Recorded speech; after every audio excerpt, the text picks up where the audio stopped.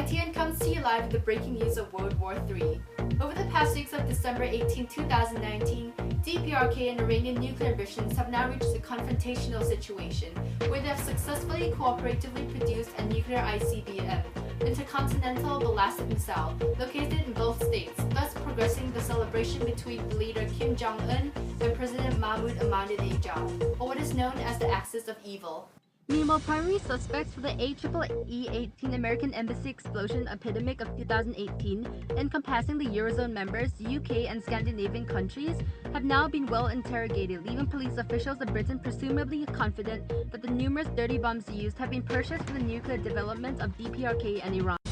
The accusation of the Axis of Evil distributing dirty bombs to members of Islamic extremist groups has made members of NATO along with South Korea, Taiwan, and Japan agree to an alliance on the 21st of December, bringing discussions of the procedures of resource allocating for war supplies a main heading.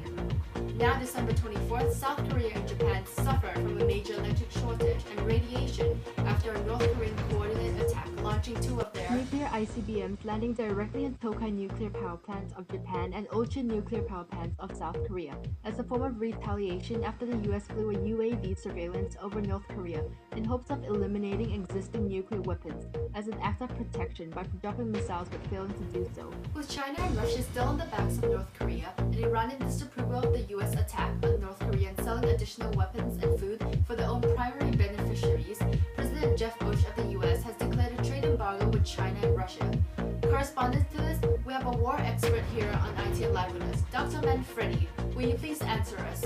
What long and short-term effects are there on this world war, and how long do you think this may last?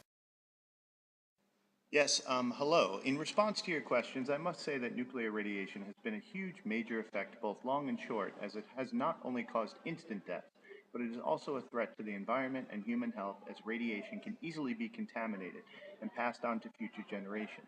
Economically, what has shocked me the most is the declaration of a trade embargo between China and the US. I mean, they're both going to become mutually distressed in no time. If you look at Singapore now, supermarket shelves are already empty. It won't be long until supplies start to run out and this war will have to force an end.